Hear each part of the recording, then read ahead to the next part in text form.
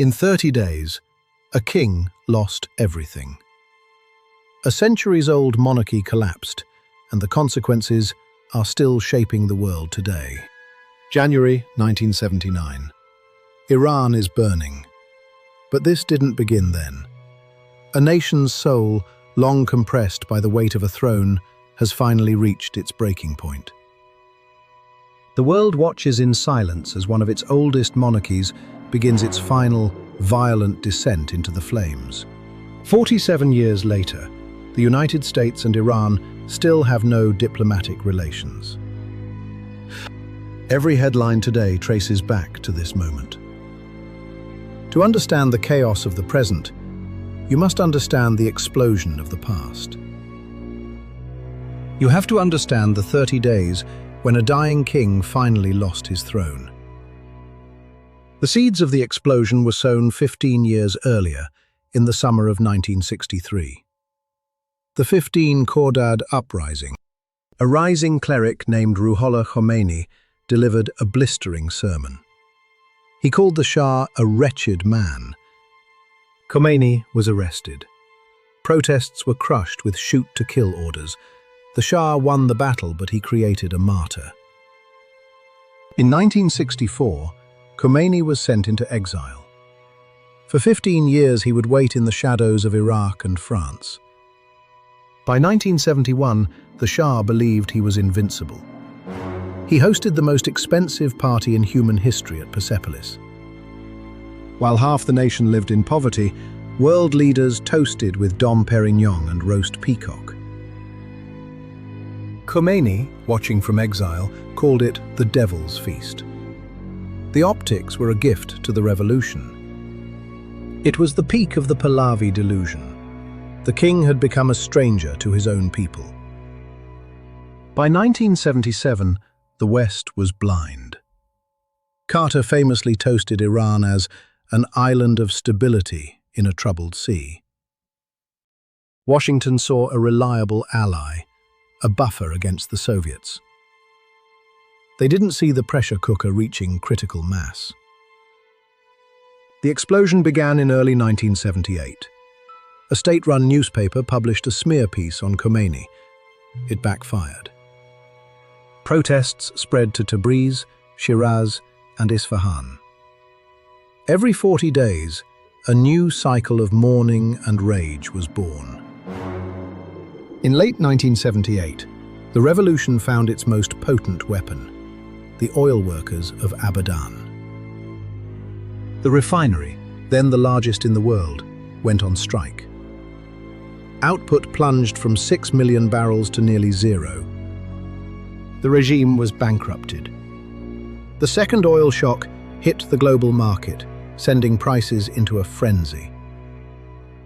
The Shah's elite guards tried to run the plants at gunpoint. They failed.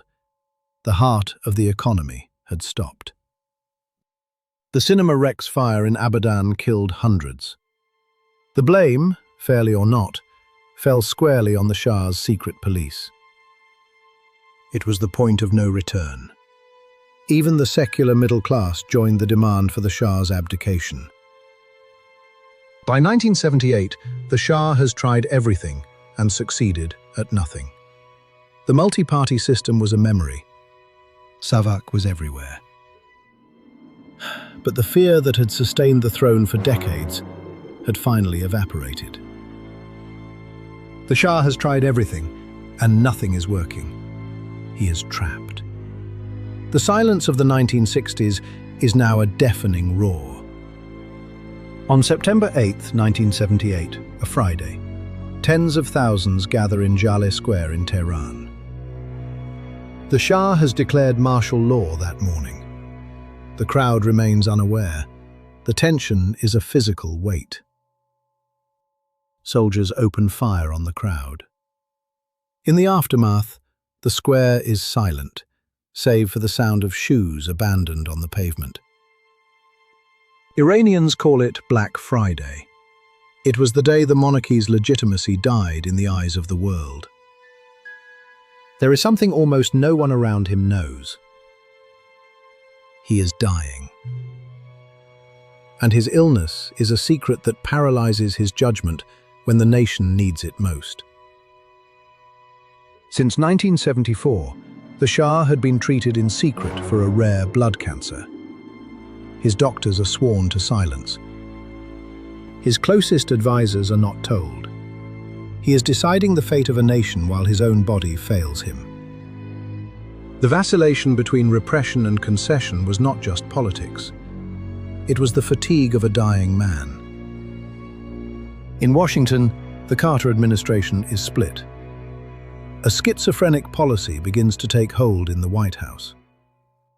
Brzezinski urges brute force to crush the uprising. He fears the Soviets are waiting for the collapse.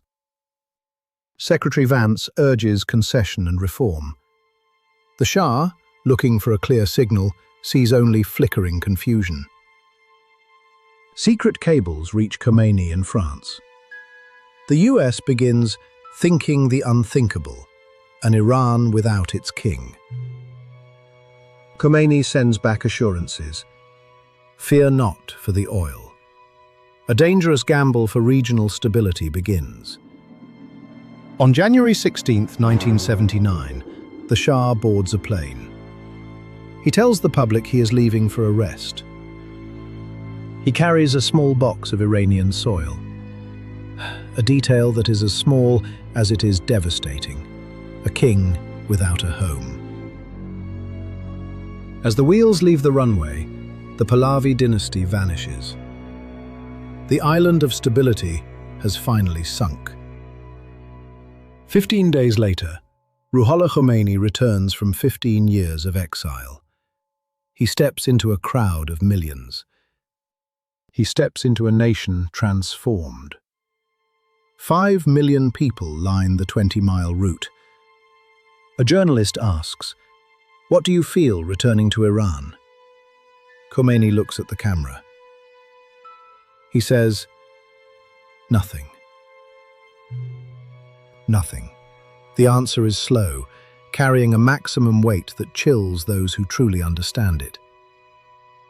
US General Robert Hauser is in Tehran, desperately trying to keep the military from launching a counter-coup. The orders are contradictory. Stay neutral, protect the institution, do not fight for a ghost of a monarchy. On the night of February 9th, fighting spreads. Armories are overrun by civilians and defecting Air Force technicians. The state has lost control. The streets of Tehran have become an open battlefield. The Supreme Military Council meets. The argument on one side, hold firm, crush the uprising at any cost.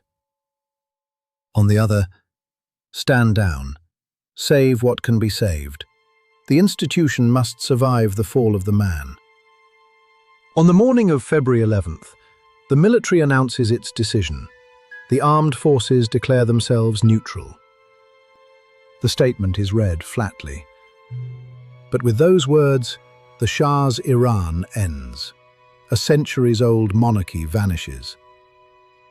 Not with a battle lost, but with a single statement from the men who held all the guns, that they would not use them. They would not fire on their own people. The revolution has won, but what replaced the monarchy was not what many expected. The monarchy was gone, but the unity was an illusion. A brutal struggle for the soul of the revolution began. The liberals under Mehdi Bazargan sought a democratic Islamic state. They were quickly sidelined. The Mujahideen-e-Khalq, the MEK, combined Marxism with Islamism. They would soon become the regime's bitterest rivals. Khomeini did not step back. Revolutionary courts began to systematically eliminate every competing voice. The press was silenced. The purges reached into every office, every barracks, and every home in the country. By late 1979, the clerics held absolute power. The dream of a shared revolution was officially dead. In November 1979, the final bridge was burned. Iranian students stormed the US embassy in Tehran. 66 Americans are taken hostage. The crisis will last 444 days. It would end the Carter presidency and forge a rivalry that continues to define the world today. The failed rescue attempt, the broken helicopters in the sand, became a symbol of a superpower eclipsed. The release came 444 days later, but the trust was gone forever. The line in the sand was permanent. The relationship between Iran and the United States breaks in 1979. 47 years later, it still has not recovered. The explosion of 1979 is still echoing in every Middle Eastern conflict. The Shah died in an Egyptian hospital on July 27, 1980. No country had given him a permanent home. He left with a box of Iranian soil. A king without a kingdom, a revolution without an end. What lies ahead for the Persian Gulf? The legacy of 1979 is not just a history lesson, it is a blueprint for the 21st century. The energy markets of the world still react to the whispers of 1979. The security of the Strait remains the ultimate check on global growth. And as a new generation of Iranians looks at their past, the fires of 1979 still burn in the cultural and political identity of the nation. History is not a line, it is a cycle. The explosion of 1979 was the start of a revolution that has yet to find its conclusion. The world that was built in the wake of the Shah's fall is the world we inhabit today, profoundly shaped by 30 days in Tehran. Next video, 444 days in captivity, the hostage crisis. The standoff didn't end here. It escalated and reshaped the relationship between Iran and the United States. Subscribe. History on the Brink. Let the facts create the tension. Join us for the next untold story.